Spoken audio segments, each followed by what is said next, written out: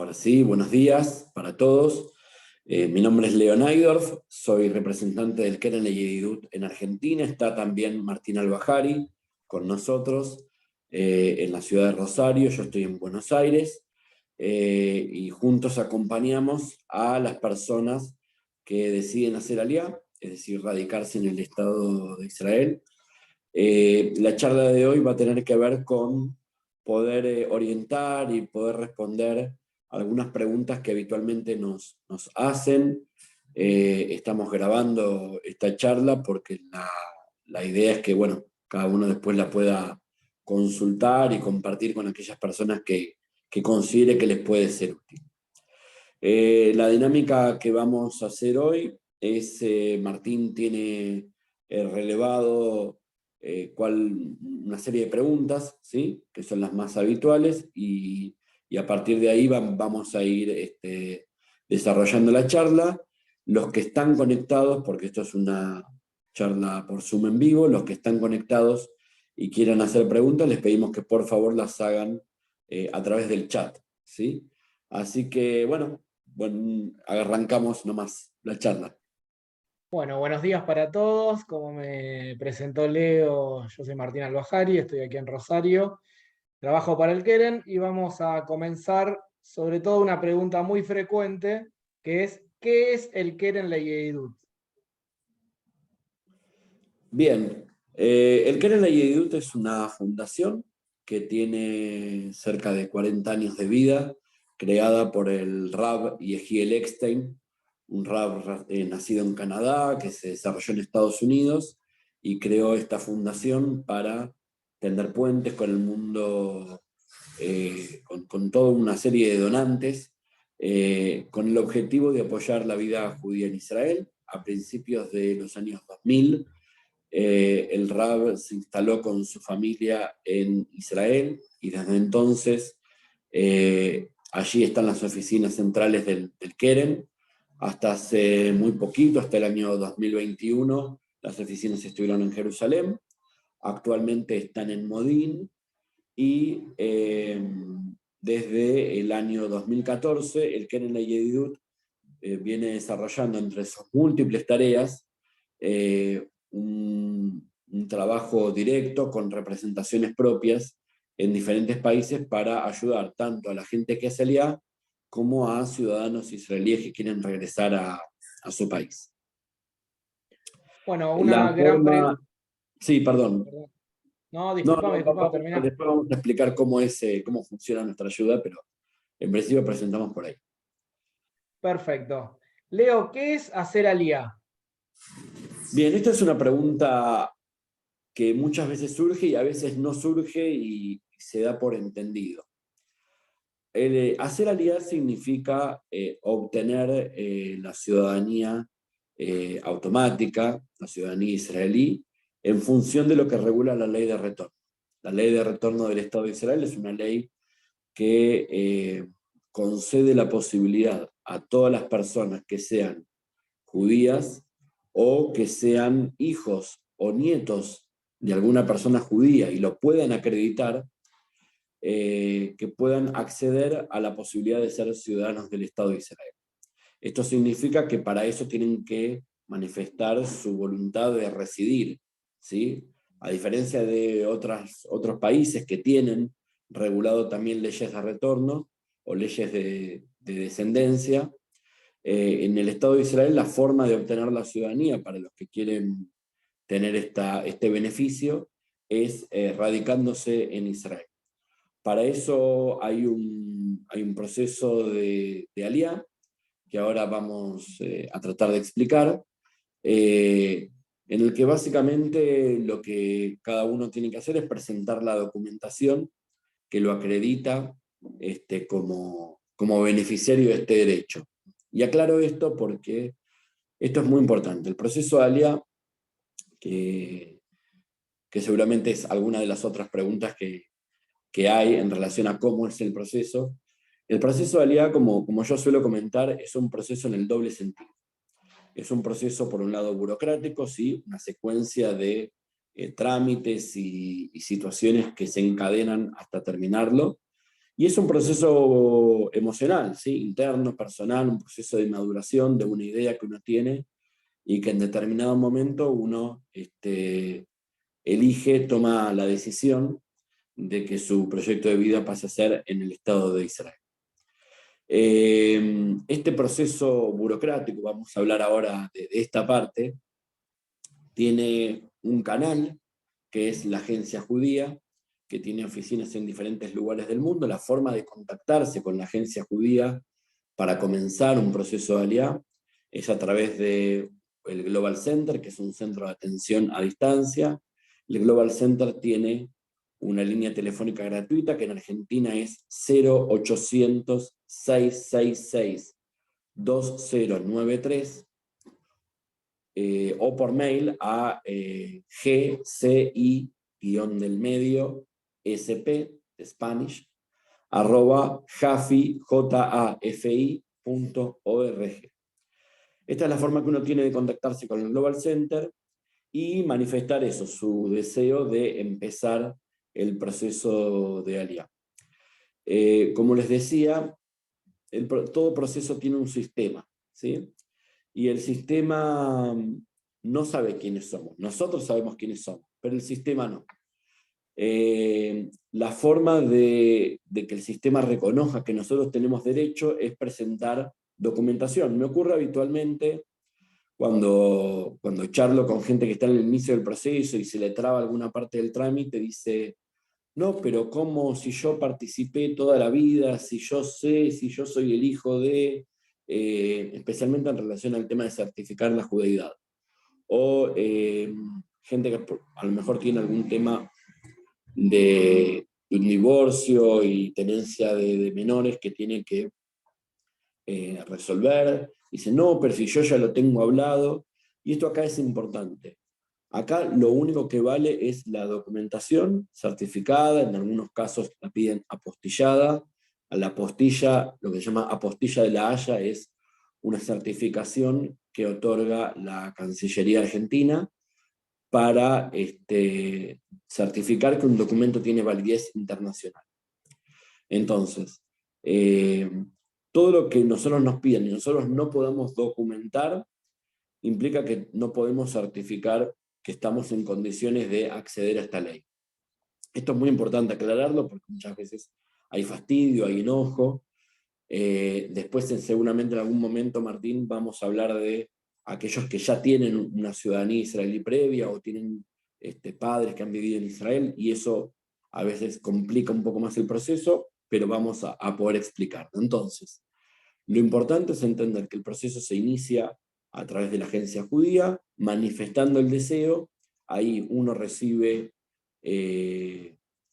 por mail primero un formulario para completar con algunos datos personales y luego un link que permite cargar en el sistema de ellos toda la documentación y la información que solicitan. Por supuesto, quienes tengan alguna duda sobre esta parte, en la medida en que podamos asesorarlos, pueden contactar y la idea es poder ayudarlos.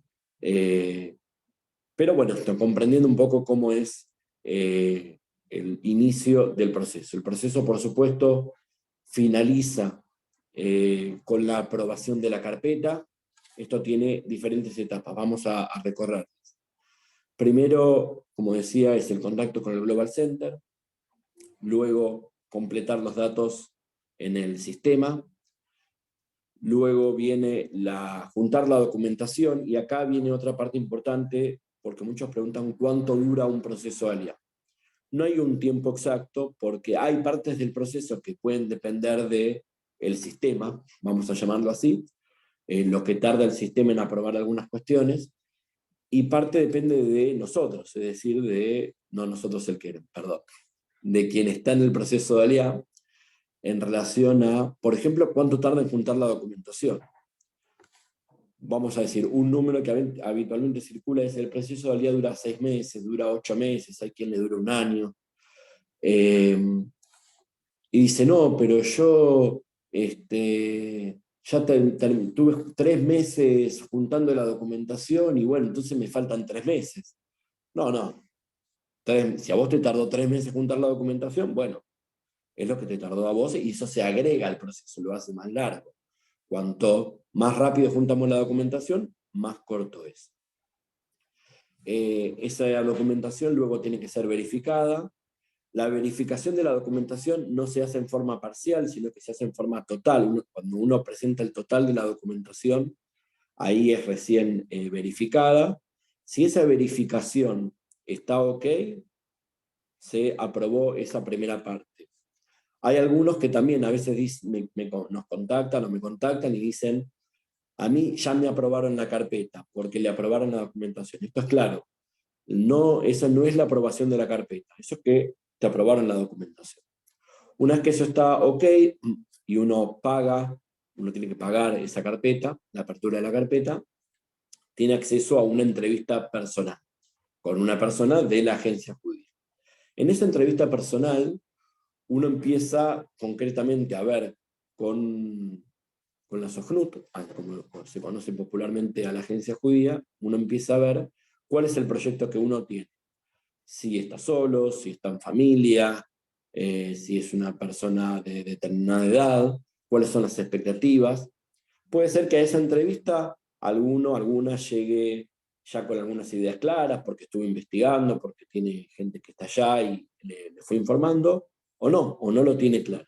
Entonces, esa reunión es un buen momento para poder plantear.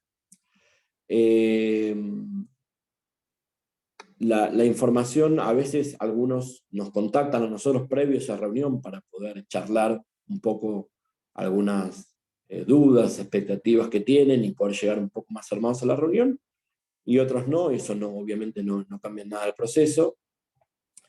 Lo importante es que quienes ya están en contacto con nosotros, una vez que pasen la entrevista, nos cuenten qué es lo que fueron conversando, a qué conclusiones fueron llegando. Seguramente, Martín, ahora hablemos también del tema de los diferentes formatos de Aliá. Y luego que eso queda acordado y uno ya confirmó cómo va a ser su Aliá y eso fue aprobado, entonces sí, efectivamente se aprueba la carpeta. Y luego que se aprueba la carpeta, en los casos que corresponden, que son la mayoría, se tramita la visa, la visa de Aliá, que es el último de los pasos importantes. Hay algunos pasos menores administrativos, pero no me quiero poner en detalle. Lo más importante es que cuando ya está la visa, uno ya está en condiciones de hacer Aliá. Podemos decir entonces que el proceso es primero entregar la documentación. Una vez que se apruebe esa documentación, se pasa una entrevista, luego se aprueba la carpeta, luego se presenta la documentación para la visa y una vez recibida la visa, uno viaja para hacer Aliá.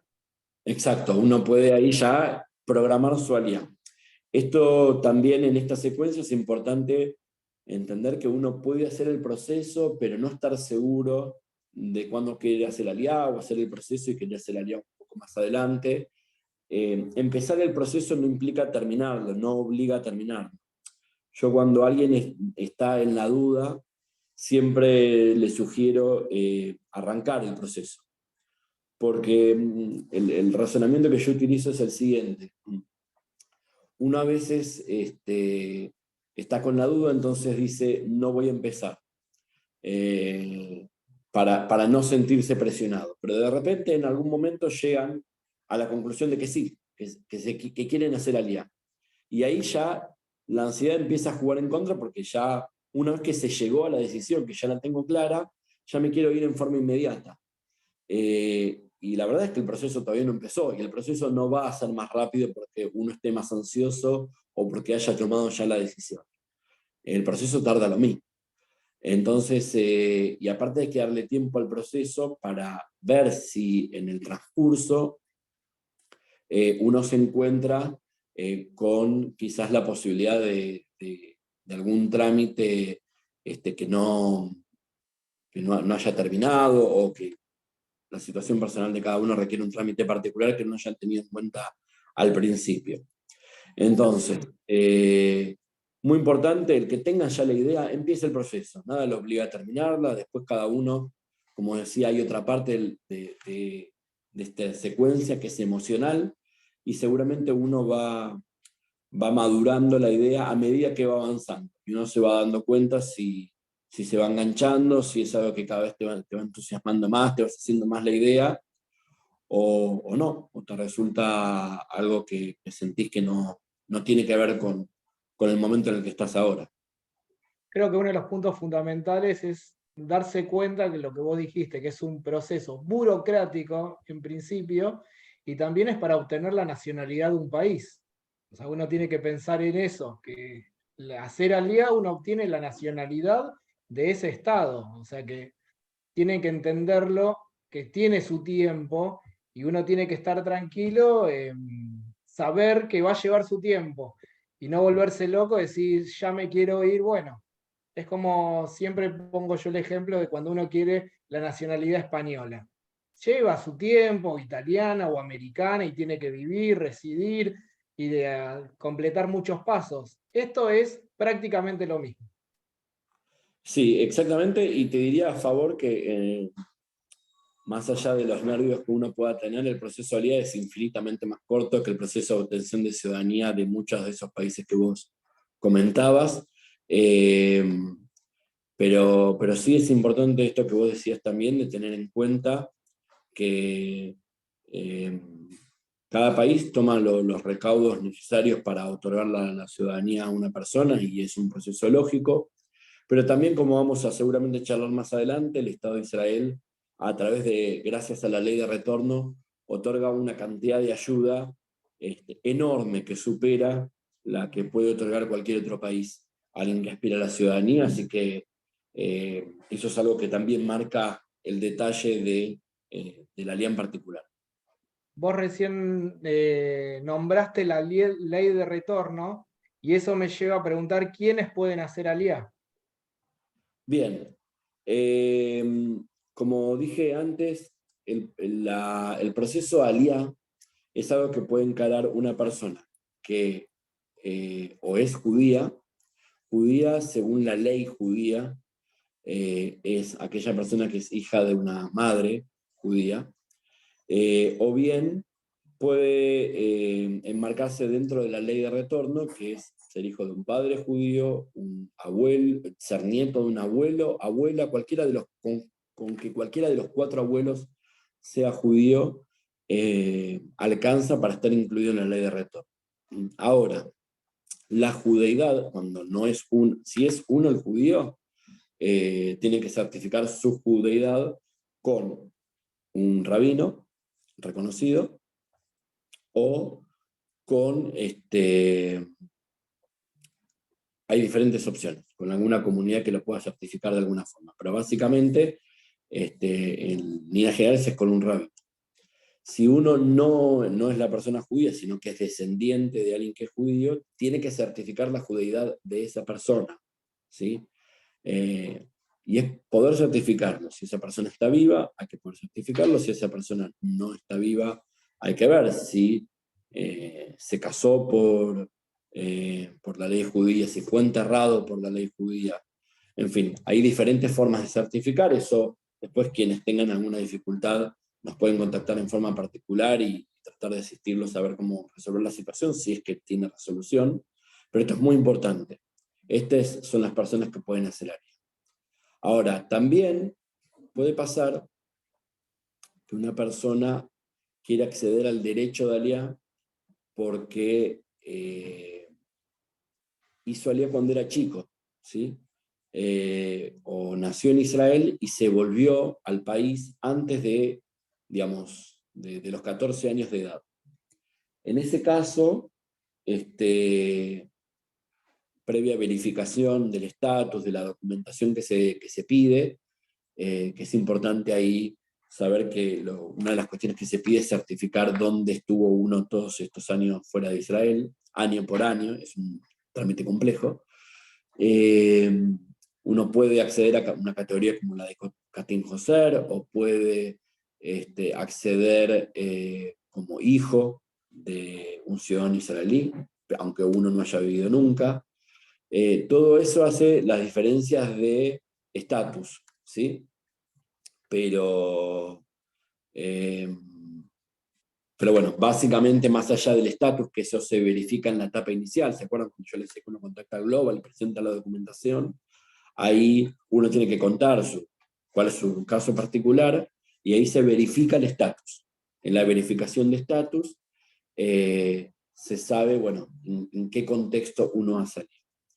Acá un paréntesis para personas judías que están casadas con una persona no judía, tienen que saber que para poder iniciar el trámite de Aliyá, tienen que estar casados con un mínimo de antigüedad de un año, ¿sí? O sea, hay gente que por ahí dice, no, pero no estamos casados, convivimos hace tantos años. Tienen que estar casados y tienen que haber transcurrido un año desde la fecha de casamiento, un casamiento civil, para poder iniciar el proceso.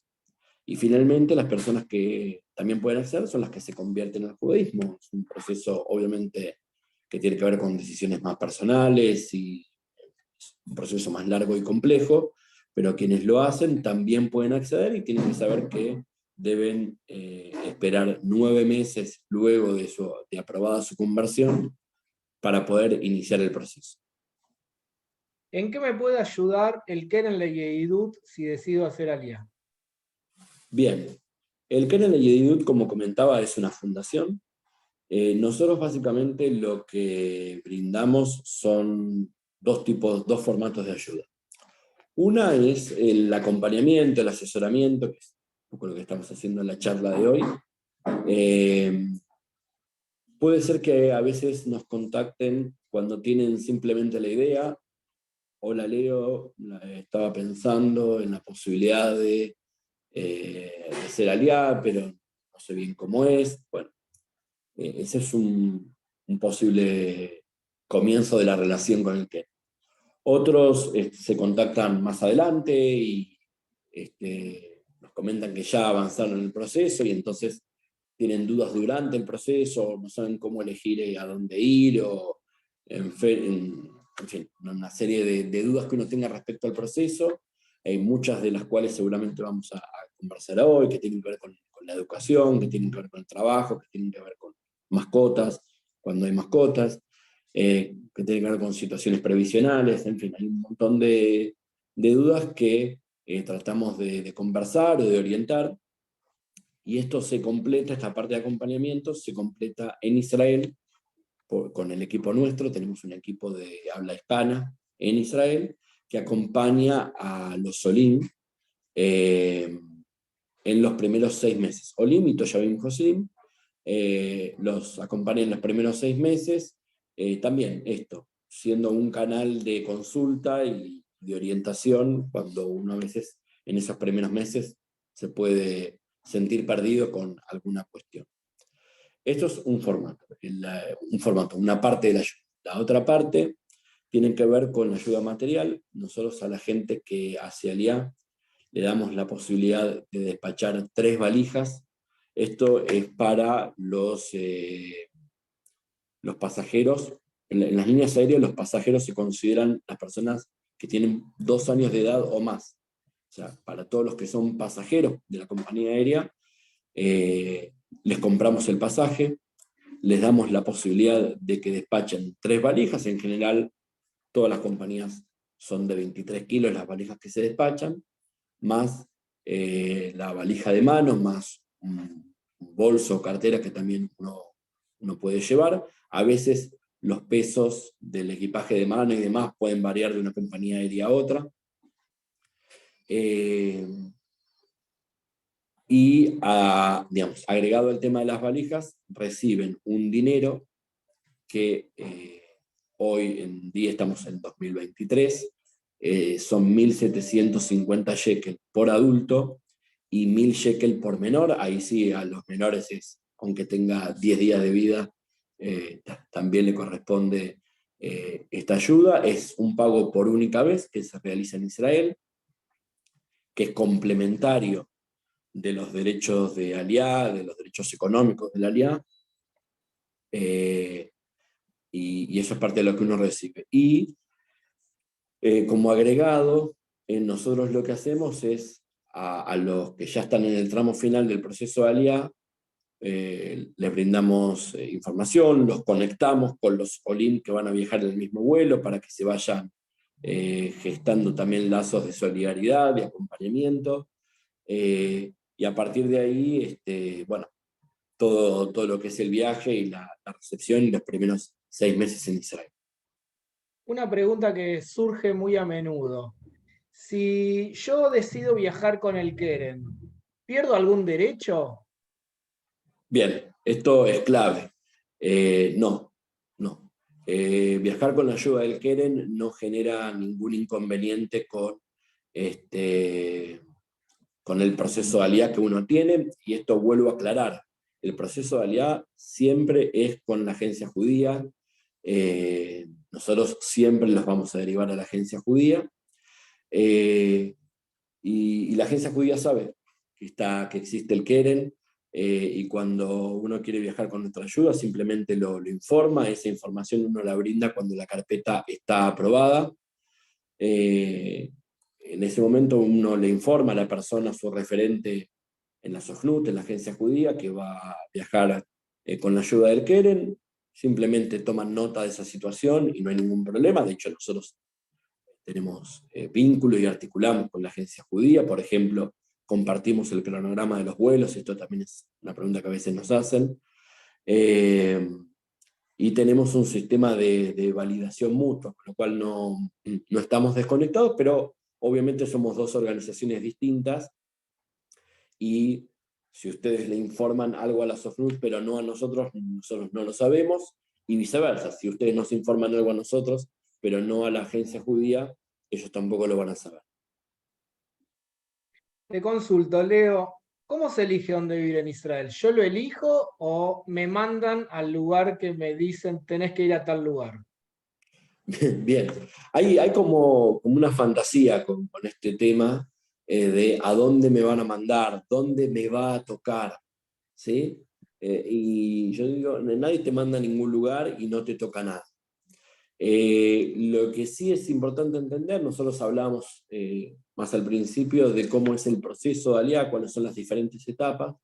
Hay una etapa que es la de la entrevista, y en la etapa de la entrevista uno puede elegir, en principio, ahora vamos a aclarar cuándo sí y cuándo no, uno puede elegir qué formato de absorción va a hacer. La absorción es el periodo de los primeros 6 meses en Israel. Durante ese periodo de absorción uno puede decidir si lo quiere hacer en un formato de programa de absorción organizado, que esto significa los centros de absorción o Merkaz Klitá, o los programas de absorción para jóvenes, o los programas de absorción en Kibbutzim, ¿sí? Hay algunas veces que algunos dicen, yo voy a parar en el Ulpan tal, y es verdad que el nombre genérico a veces para los programas de jóvenes es Ulpan, pero el Ulpan es el curso de hebreo. Esto también ahora lo vamos a desarrollar. Es el curso de hebreo, y por otro lado está donde uno vive. Entonces, un formato es el programa de absorción. El programa de absorción es apto para personas hasta los 55 años, ¿sí? Entonces, personas que ya superan esa edad no pueden acceder a este formato, o tienen que pedir algún tipo de consideración particular, que es muy difícil que se conceda, pero uno puede de todos modos presentar el caso y pedir una excepción, pero quiero anticipar para no alimentar expectativas falsas, que es muy raro que eso se conceda. Entonces, la edad es una limitante para elegir el formato de programa organizado, Merkaz Klitá o centro de absorción. La otra limitante es el tema de las mascotas, ¿sí? Los centros de absorción y programas de absorción no admiten mascotas, con lo cual eso es otra limitante, salvo que uno, después seguramente quizás hablemos del tema mascotas específicamente, pero salvo que uno le encuentre una solución de vivienda a la mascota que uno lleve, esto no es compatible. Ahora, ¿qué pasa si yo quiero elegir un programa de absorción? ¿Cómo lo elijo? ¿Dónde hay? Bien, en este caso, cada centro de absorción tiene un perfil determinado, algunos que son para jóvenes, otros para familias, otros para profesionales, o con gente con cierta formación de estudios universitarios. Hay diferentes formatos. de acuerdo al perfil de cada uno y también a la expectativa, porque uno puede decir, mira, yo tengo la expectativa de irme de acá a 5 meses, un año, no sé, lo que fuera, porque cada centro de absorción tiene un periodo de apertura, de ingreso. Entonces, en función de esas variables, la agencia judía les propone opciones. ¿Sí? Entonces les dice, mira, te ofrecemos A, B, C o D. ¿Sí? A veces puede pasar que uno diga, che, pero no me estás mencionando la opción E, que tengo un amigo, un familiar que fue, me lo recomendó. Bueno, uno puede ponerlo sobre la mesa. Che, la opción E no está disponible y por ahí te dicen, no, mira, no te lo comentamos porque está siendo muy difícil conseguir cupo o por alguna razón, o porque está orientado a los Olim de algún país en particular. Entonces, uno puede siempre igual manifestarlo, pero en general lo que ofrecen es lo que sí está disponible. ¿Ok? Entonces, de lo que está disponible, bueno, es en lugares determinados. Por eso a veces uno tiene la sensación de que a uno lo mandan ahí. No es que lo mandan, digamos. Uno puede elegir no hacer esto, ahora vamos a hablar de lo que es la absorción directa, pero digo. eh, entonces, ¿cómo elijo si me ofrecen 3, 4 opciones de centro de absorción? ¿Cómo elijo cuál me puede convenir? Bueno, esto es una charla que podemos tener, habitualmente la tengo con muchos Olim, sobre esto. En principio es poder pensar las características de esa localidad en relación a las expectativas. Si es un lugar más chico, más grande, más cerca del mar, digamos, puede ser en relación a la geografía, puede ser en relación a la distancia, puede ser en relación a la gente conocida que uno tenga. Esto es un factor muy importante. Tener gente conocida, familias, amigos cerca. Como yo digo siempre, alguien que te haga la segunda es muy importante. Hay veces que pasa al revés, ¿no? Uno dice, no, de donde esté mi familia quiero estar un poco más lejos. Bueno, eso vale para cada caso en particular. Eh, a veces tiene que ver con las expectativas profesionales, con las expectativas de estudio. Puede haber diferentes factores que incidan a la hora de preferir un lugar para otro, sin, digamos, descartando de que haya algo que se llame respuesta correcta. ¿Sí? No hay una respuesta correcta. Lo que hay es elecciones, jugársela, pero tratar de poder hacerlo a conciencia, poder evaluar. Este, muchos de estas ciudades y localidades que tienen centros de absorción en general también tienen referentes de habla hispana para el Solim, con los cuales uno puede a lo mejor tener un contacto previo y conseguir un poco más de info acerca de ese lugar. Hago una disquisición al respecto. Muchas veces la fuente de consulta de este tipo de situaciones son los chats de Olim. ¿Sí? Puede ser que muchos de ustedes participen de estos foros, algunos son en WhatsApp, otros son en las redes sociales, que están buenísimos porque son foros autogestivos, donde se comparten experiencias, dudas, ayuda, y está buenísimo. Pero el riesgo a veces de estos grupos es que circulan informaciones como si fueran ciertas o confirmadas y a veces no están así. Entonces, cuando hay una información que uno recogió de alguno de estos foros, sugiero consultarlo, ¿sí? Con nosotros o con la agencia judía y chequear si efectivamente eso que uno escuchó es así, porque a veces pasa que uno tiene un dato y dice, no, yo estoy hace meses con esto porque me dijeron que, y a veces eso que te dijeron no es así, o no es tan así, o es así para algunos casos, pero no para todos. Entonces, esto es muy importante. Bien, esto es con respecto a cómo elegir lugar en un formato de absorción organizada. Ahora, uno puede elegir el otro formato que es la absorción directa. El formato de absorción directa puede uno elegirlo por diferentes cuestiones. Como dije antes, puede ser porque uno no tenga acceso al formato organizado, no tenga acceso al mercado escrita por la edad o por la mascota.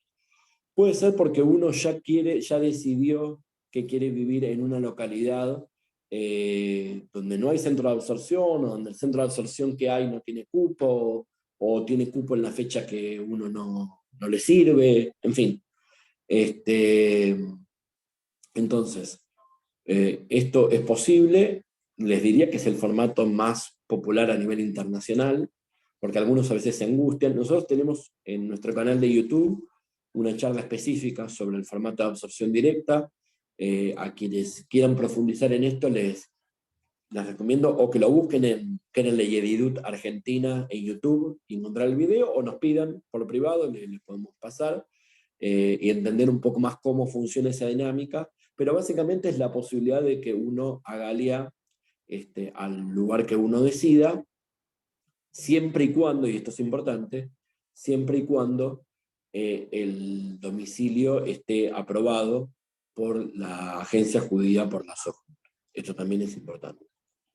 Algunos dicen, pero ¿qué pasa si yo tengo que, esto en la charla de absorción directa lo conversamos, ¿qué pasa si por la edad o por la mascota tengo que hacer absorción directa, pero no tengo los medios, no conozco a nadie? Bueno, esto es un tema, es un problema a resolver, no quiero soslayarlo. En general hay diferentes formatos, hay diferentes 3, 4 alternativas distintas para resolver este tipo de problemática. No me quiero extender ahora acá para no hacerlo más largo, pero saber básicamente que en la elección del lugar donde ir a vivir tiene que ver primero con decidir si uno hace absorción directa o un programa organizado, y en segundo lugar, bueno, si es un programa organizado en función de las alternativas que me dio la agencia judía, que las podemos conversar con el Keren también, digo, para pensar juntos cuál podría ser la mejor opción. Y si es absorción directa, también podemos ayudarlos a pensar. Si es que uno no sabe a qué lugar ir, también hay muchos referentes en diferentes lugares de Israel, que muchos de ellos también hablan español y que les pueden también brindar orientación, y nosotros los podemos poner en contacto.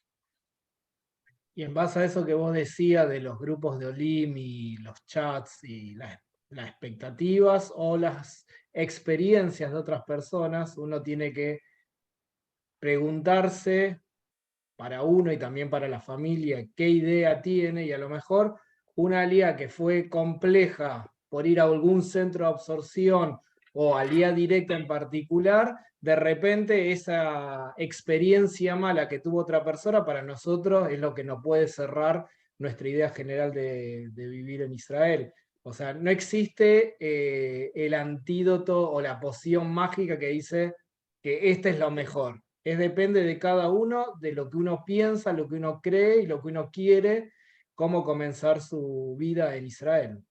Esto que vos dijiste es clave. La ALIA es un juego de expectativas y ajuste de expectativas. Uno siempre tiene una expectativa. Uno siempre piensa, primero, que le va a ir mejor, ¿no? Pero digo, puede tener un montón de expectativas generadas alrededor de la ALIA. Después eso que hay que ajustarlo, porque a veces por ahí tiene una expectativa que no, o que no es posible, o que no existe, o que requiere un esfuerzo que uno no está en condiciones de hacer. Entonces, es tan importante tener en claro cuáles son las expectativas de cada uno, ¿sí? Hacer ese ejercicio, como tener la capacidad de ajustarlo. Si uno no tiene claro sus expectativas, es muy probable que se esté todo el tiempo inconformando, ¿sí? Que esté disconforme todo el tiempo porque no termina de saber en relación a qué, ¿sí? El proceso fue exitoso o no, porque siempre tiene que haber una medida. No, digamos, las cosas no son exitosas o no en abstracto, son en relación a una medida. La medida es la expectativa. Ahora, si uno tiene una expectativa que uno no tiene la capacidad de ajustar, de adaptar a las situaciones, eh, entonces también es un problema, porque lo más probable es que uno se frustre y se enoje, y se enoje con Israel, se enoje con la agencia judía, se enoje con lo que fuera,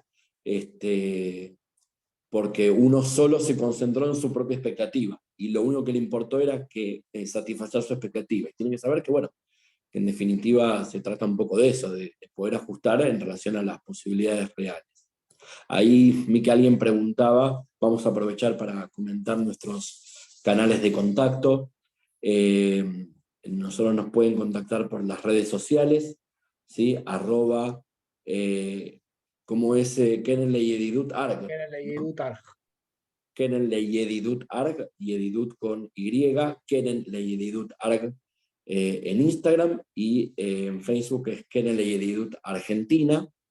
Y si no, por WhatsApp me pueden escribir al 11 50 37 39 90. Libremente me pueden escribir y comentar su situación y la ayuda, el apoyo que puedan requerir de parte nuestra. ¿Cómo seguimos? Si soy profesional, ¿puedo recibir algún tipo de ayuda? Bien, el tema de tener una profesión, primero vamos a aclarar, digamos, no es lo mismo un oficio que una profesión. Si me pasó a alguien, no quiero especificar, pero alguien que dice yo soy instructor de tal disciplina, eso no es una profesión, es digamos, tiene una certificación, pero no tiene un título matriculado, ¿sí? Es certificado por el Estado. Entonces, lo importante primero cuando uno tiene una profesión es, primero, si esa profesión para ejercerla en Israel requiere alguna reválida o no. Si uno la puede ejercer libremente o requiere una reválida. Esto tanto desde el punto de vista del ejercicio profesional, voy a dar un ejemplo muy claro, que es de un médico, por ejemplo. Un médico, por más que esté recibido acá, no puede automáticamente ejercer allá sin haber tenido una reválida del Ministerio de Salud. Y a veces también por reconocimiento laboral, ¿sí? Si uno tiene un desarrollo profesional y quiere que eso esté reconocido profesionalmente, laboralmente, salarialmente, eso también se tiene que ser validado en este caso por el Ministerio de Educación. Ahora, esto es lo primero. Si una profesión no requiere reválida, consejo personal, dirían, no se enrosquen, hagan área con lo que tienen y,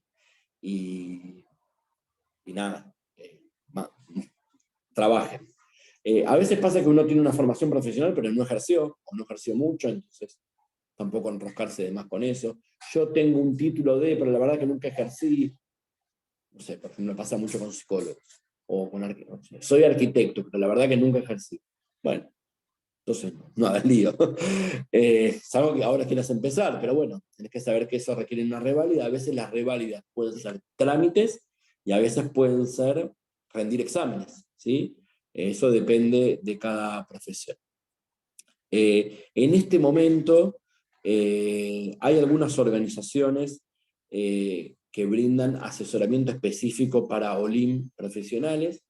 Esas organizaciones, digamos, ese asesoramiento tiene un costo, ¿sí? Hay que saberlo. Nosotros hemos tenido en el pasado convenio con alguna de ellas para tener un asesoramiento subsidiado. Estamos trabajando en la posibilidad de retomar algún formato de asesoramiento con valores más accesibles, pero efectivamente uno puede acceder a diferentes asesoramientos, digo, tanto para lo que es reválida, que es lo más sensible, como a veces también para lo que es el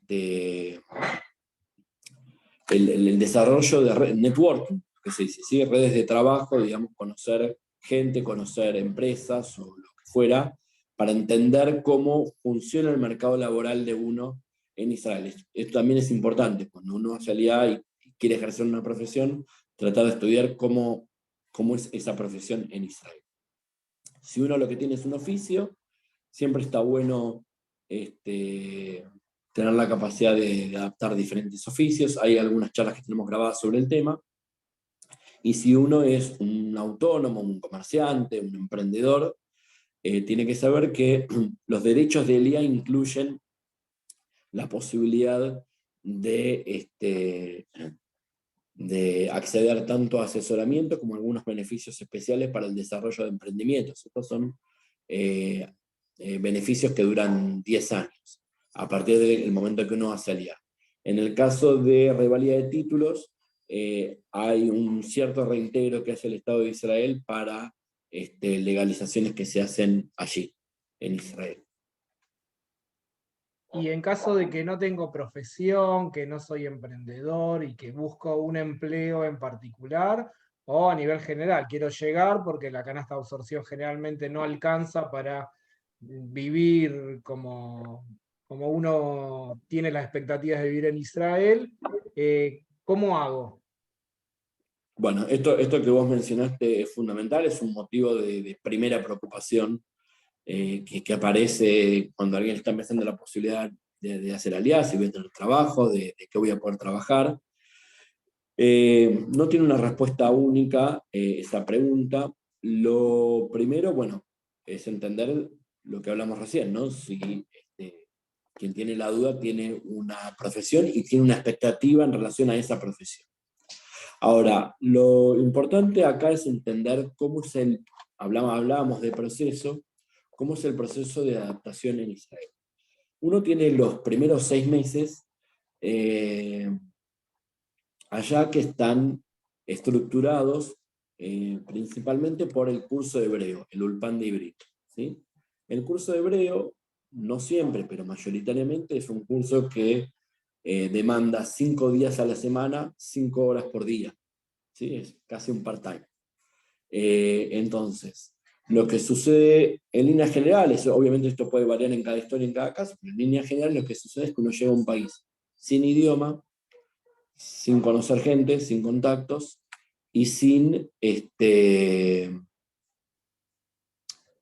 digamos, sin nada, sin conocer el lugar, ¿sí?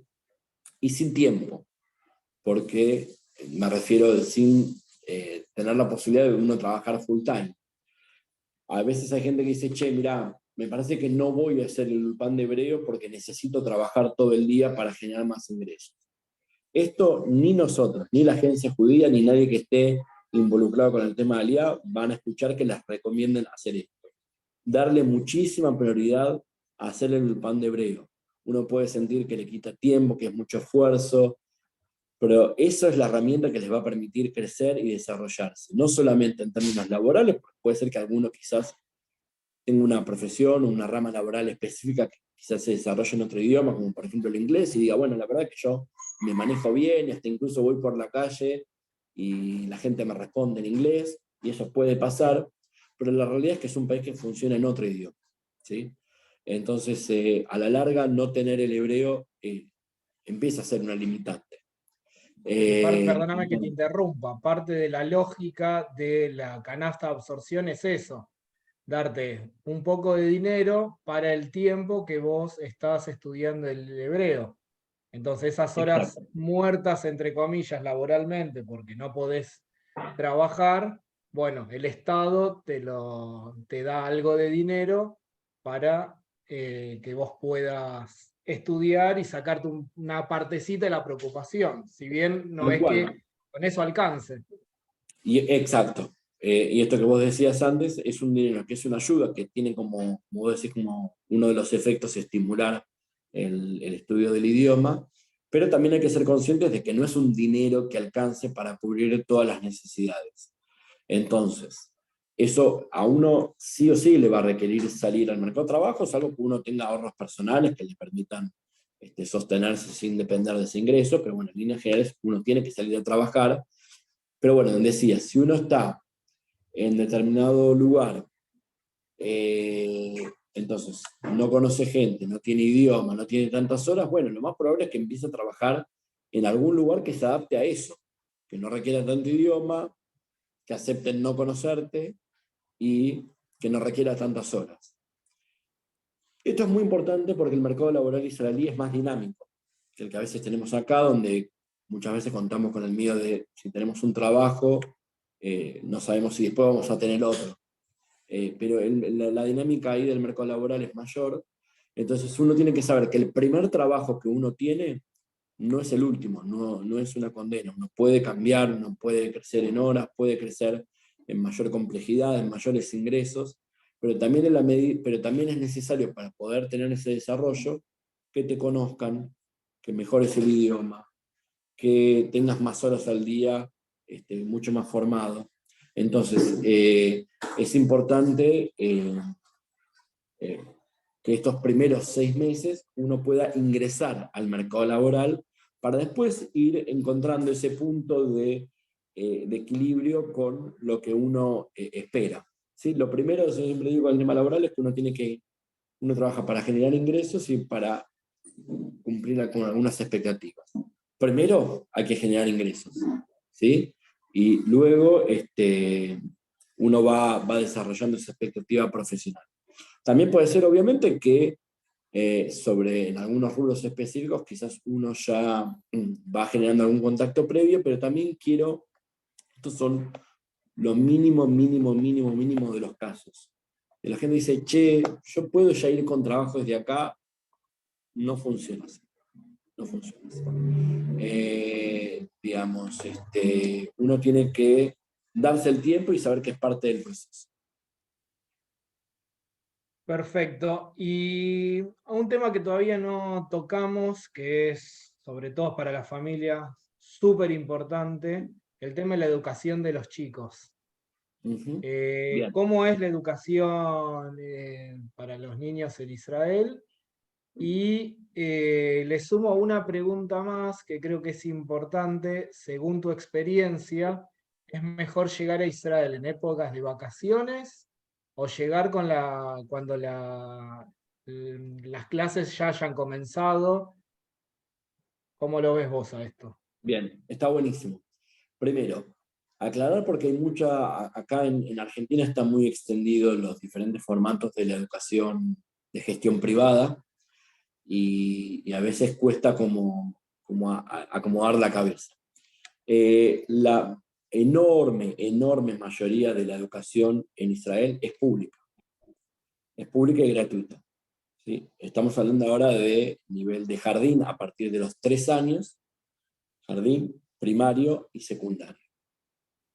Entonces, que sea pública implica que no está el concepto de cómo elijo la mejor escuela para mi hijo o mi hija.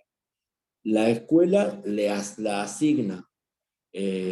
Uno cuando llega a Israel se acerca a la oficina de educación del municipio, inscribe a su hijo o hija y se le asigna una escuela en función del domicilio. ¿Sí? Es como la escuela pública también acá, que es en función de donde uno tiene el domicilio. Así que esto es una primera información. Sí, a nivel secundario, hay algunos secundarios con orientaciones, entonces ahí sí uno puede a lo mejor elegir una escuela secundaria en función de una orientación elegida. Después vamos a hablar específicamente de este tema. No estamos hablando ahora de estudios universitarios, porque los estudios universitarios obviamente son más específicos, son pagos, pero uno tiene que saber, voy a así comentar al respecto, que para los que hacen aliyá con más de 18 años y hasta 27 años tienen, como parte de los derechos aliyá, tienen pago la carrera de grado universitaria, y hasta los 29 años, los que hacen aliyá, hasta 29 años y ya tienen un título universitario, tienen pago la carrera de posgrado. Esto es muy, muy importante porque no es barato. Ahora, esto con respecto a la escuela. Ahora vos preguntaste también por el momento del año. El calendario, esto lo voy a aclarar porque no hay por qué saberlo. El calendario escolar israelí es de septiembre a junio, ¿sí? No de marzo a diciembre. Entonces, acá ocurren dos cuestiones. Primero, la edad escolar se considera de enero a diciembre. Acá en Argentina, por ejemplo, la consideramos del 1 de julio al 30 de junio, ¿sí? Si uno, digamos, de acuerdo a en qué momento del año nació, es el grado que le toca. Ahí también, pero es del 1 de diciembre al 30, del 1 de enero al 31 de diciembre. Entonces, cuando uno llega a Israel, la oficina de educación evalúa en qué grado entra tu hijo. Suena raro, pero ¿qué significa esto? Uno siempre va a llegar en la mitad de algo. Vos preguntabas, bueno, supongamos que yo quiero llegar al inicio de las clases en Israel, en septiembre. Bueno, supongamos que fuiste en agosto, en las vacaciones de allá, y querés estar antes, y querés estar en septiembre. Es una opción, pero la verdad es que te fuiste en la mitad del año acá. ¿Cómo se valora ese medio año que cursaste acá? Como que no lo hiciste, como que lo hiciste. Entonces, eso es una ponderación que hace la oficina de educación allá en función del nivel, de lo que evalúan en cada caso, si la balanza gira, digamos, si la aguja va más para el lado de un grado o del otro grado. Siempre buscando lo mejor, digamos. Esto tiene que ver con buscar lo mejor para que chico o chica se adapte a la escuela. Personalmente, yo suelo sugerir favorecer que los chicos terminen su proceso escolar acá. Me refiero que terminen el año escolar acá, porque es una forma más está buena para cerrar un proceso con los compañeros acá y demás. Cuando uno se va a mitad de año, siempre hay algo medio raro, porque como que uno en la mitad de las clases se fue. Y es difícil a veces de procesar. Pero después, otra vez, hay que ver cada caso, cada familia, las razones por las cuales se eligen determinada fecha. La fecha de la LIA en general nunca es solamente en relación al tema de las clases, sino en relación a cuándo está disponible un mercasclitá, cuándo cierra un tema laboral, cuándo no sé, no aguanto más estar acá y me quiero ir. Entonces hay que poner muchas cosas en la balanza y no solamente una, ¿sí? En todo caso también es un tema que a veces solemos conversar y podemos conversar, quien no sabe cómo elegir, que no es que tenemos respuestas, sino que lo que ayudamos es a pensar. Y lo último con respecto a esto, saber que los menores de 3 años no tienen educación pública, solo hay formatos privados, cuestan dinero, cuestan no poco dinero, entonces ahí uno va evaluando, hay algunos que tienen ciertos subsidios de organizaciones sociales, y eso también uno puede averiguar en la ciudad o localidad que uno elige si existe estos jardines subsidiados, maternales, ¿no? Y después uno evaluar, porque a lo mejor, no sé, pagarlo y salir a trabajar, no cierra las cuentas y sabes qué, me quedo en casa y lo cuido y es más barato. Pero bueno, eso es cada caso en particular. Las necesidades económicas, emocionales, madurativas de cada uno. Y algo que me parece que es interesante pensarlo como familia, en base también a lo que decía, en qué momento del año llegar a Israel. Uno cuando llega a Israel tiene que pensar que tiene que armar su vida en Israel. Y es por esto lo que a mí me parece, pero obviamente cada caso es un mundo y cada familia puede entender qué quiere, pero cuando llega y los padres deben comenzar el Ulpan para empezar a conocer el idioma, también está bueno que los chicos ya tengan su ocupación, estén en la escuela, entonces le da tiempo al padre a enfocarse en lo que es el Ulpan. Si llegan en vacaciones, los chicos no van a tener la escuela, entonces también es otro problema, entre comillas, ver cómo se hace con eso, pero es algo que cada uno debe pensarlo como según lo que necesita en su momento. Bueno, vos dijiste algo clave que no habíamos mencionado. Los que hacen Ulpan son los padres, ¿sí? Los adultos. Los chicos no hacen Ulpan. Los chicos van directo a la escuela y lo que tienen es que el sistema de educación en Israel tiene unas horas de nivelación por el tema del idioma dentro del horario escolar, para que vayan ajustándose con el nivel de los compañeros.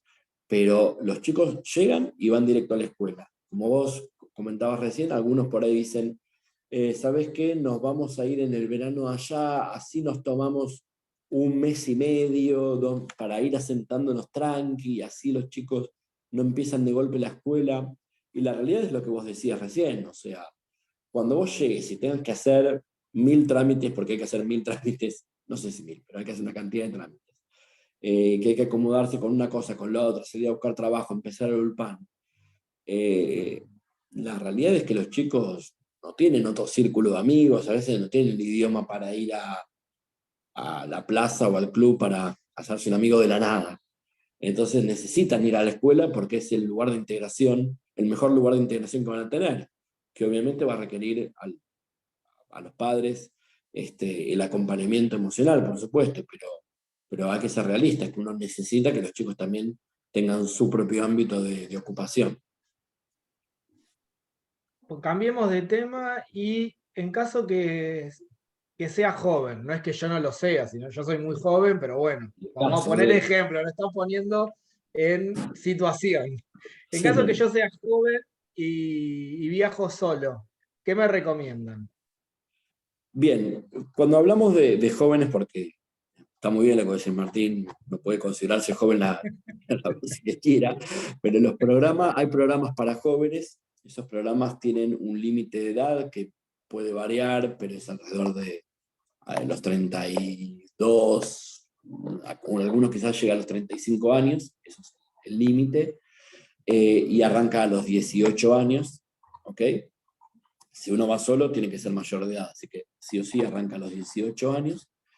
Eh, entonces, hay programas específicos para jóvenes. Eh, Esto lo aclaro porque vos en la pregunta comentabas para los que van solos, a veces que viajan familias que tienen hijos, hijas de 19, 20 años y bueno, en la medida en que la dinámica familiar lo permita, creo que está bueno que los chicos hagan programas específicos para jóvenes.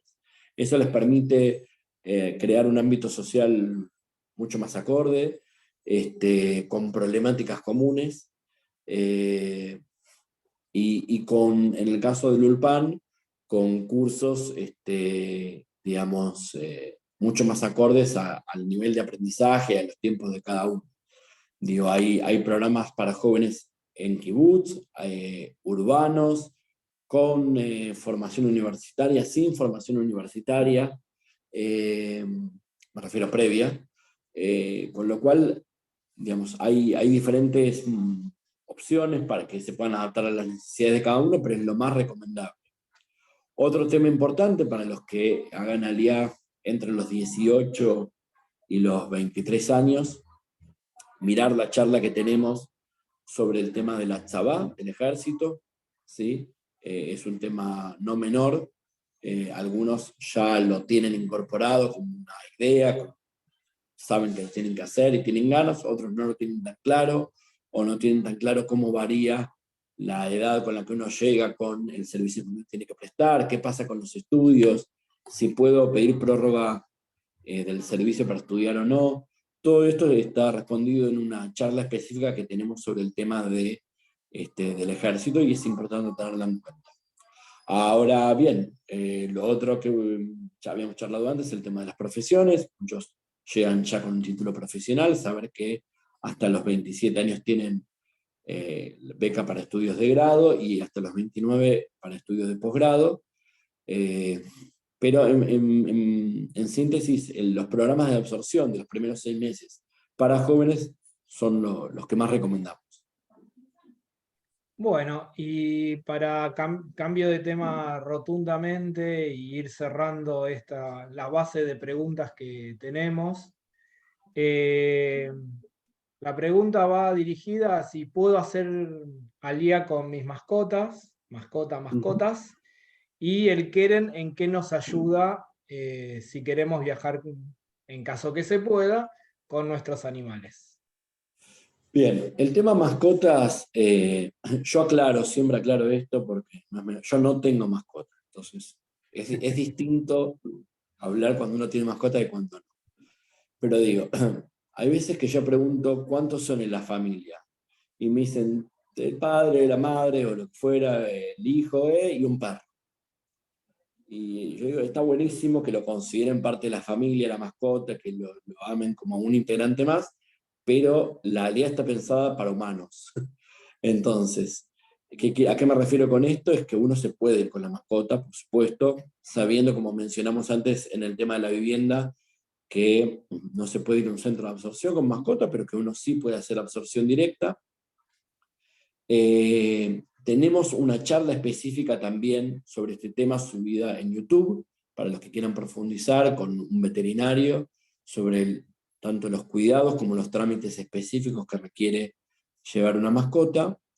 Pero digo, tienen que saber que no es parte del proceso de alianza, ¿sí? O sea, es parte del proceso de uno, pero digo, no del trámite burocrático. Ahora, en relación a la ayuda que uno puede recibir del Keren, bueno, además de, como les decía, este asesoramiento, a veces alguno quiere tener contacto con algún veterinario que sepa más del tema y los ponemos en contacto. Nosotros lo que sí hacemos es facilitar la aceptación de la mascota en el vuelo, ¿sí? La gestión con la compañía aérea. Entonces ahí nosotros les vamos a pedir una serie de informaciones. El hecho de que la mascota sea aceptada o en qué condiciones es aceptada por la compañía aérea es ajeno a nosotros. Eso es una disposición de la compañía aérea. Eso es algo que no podemos saber hasta no estar concretamente sacando los pasajes para él o los integrantes que hacen ALIA, ¿sí? Porque digamos, no hay pasaje de mascota. La mascota viaja como algo añadido al pasajero humano que va. Entonces, hasta que no tengamos el pasaje, que eso se sabe, vamos a decir, como mucho un mes antes de la ALIA, no tenemos forma de verificar con la compañía que esté todo ok. Les diría por experiencia que en general está todo ok. Pero uno tiene que saber que puede ser que no y que eso altere un poco los planes, que uno tenga que cambiar de vuelo, postergar una fecha o lo que fuera, porque la compañía lo objetó. Pero bueno, en general no sucede, en general está todo bien, pero es importante que uno sepa que se tiene que hacer cargo tanto de las gestiones administrativas como sanitarias para que la mascota viaje y de los costos también, tanto de los trámites como del costo aéreo de trasladar.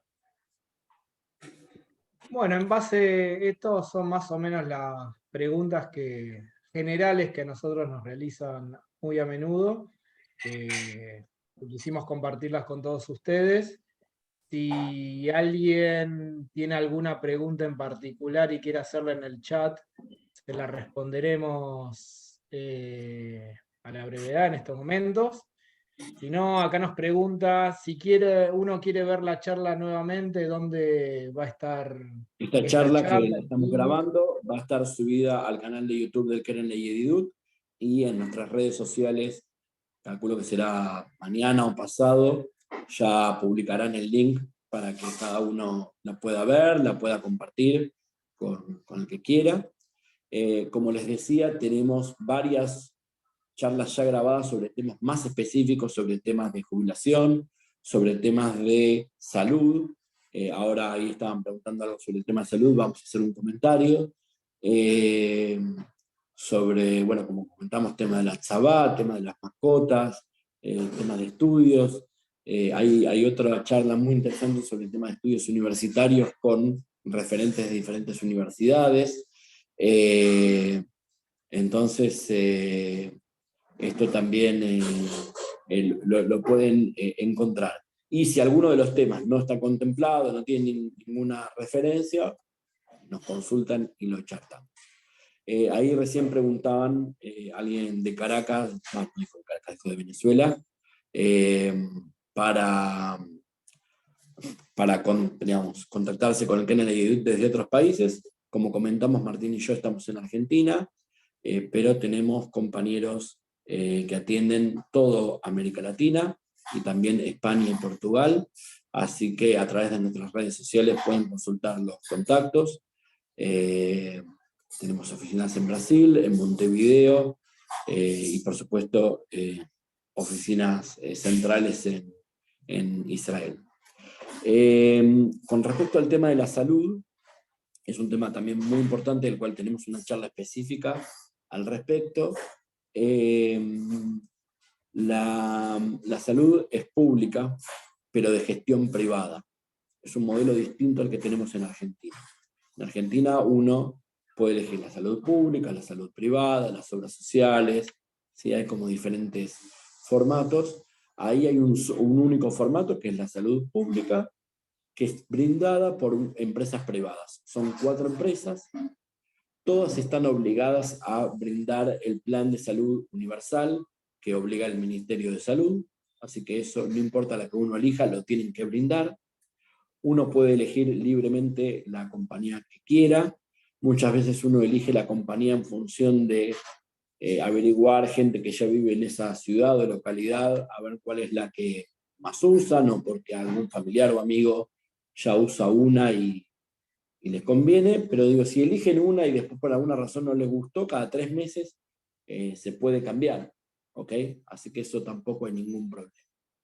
Lo que ocurre habitualmente es que sobre la salud básica universal, después obviamente estas empresas ofrecen planes de mejora de las prestaciones, y ahí cada uno también va eligiendo en función de, che, mira, me paso a Maccabi, o a Leumi, o a Clalit, o a Mebujet, porque tiene una promo para mi edad, para mi grupo familiar, para mi situación, que me sirve. Una cosa sí muy importante es poder investigar, digamos, qué nivel de prestación tiene esa compañía en mi localidad, sabiendo que igual todas atienden en todo el país, pero si hay alguna que funcione mejor en esa localidad. Y también el tema de la cartilla de médicos, en función de si uno o algún integrante de la familia tiene alguna cuestión crónica o que requiera cierto seguimiento de algún especialista, saber, digamos, si hay especialistas de esa cuestión en el lugar donde yo voy, si hablan español o no. Algo muy importante respecto a esto, quienes tengan, especialmente quienes tengan alguna cuestión crónica, les recomendamos traducir sus historias clínicas al hebreo o al inglés. Acá hay traductores en Argentina, en los dos idiomas, también nos pueden pedir contacto si necesitan, pero eso es importante porque facilita mucho el vínculo con los médicos allá. Quienes, por ejemplo, requieren de alguna medicación crónica, alguna atención especial y demás, sepan que no es automático. Por ejemplo, si uno tiene un certificado de discapacidad o una receta de medicación crónica, no es que uno llega con eso a Israel y la presenta, sino que eso después lo tiene que validar los médicos de allá, y en función de eso después uno puede acceder a esa prestación. Y que uno no puede visitar especialistas en forma directa, sino que lo tienen que hacer a través de un médico clínico. Pero bueno, son detalles de funcionamiento. Como les decía, tenemos una charla específica sobre el sistema de salud, pero saber que uno, desde el minuto uno, desde el aeropuerto, Ben Gurión, que es el aeropuerto de Israel, cuando uno llega, ya sale del aeropuerto con cobertura de salud. ¿Ok? Acá una breve aclaración para los que tienen estatus de Esraj Olé, o Katin Joser, Olé Miyom Shubo, en fin, una variedad de estatus que son variados, pero son pocos los casos estadísticamente, no se paranoiquen.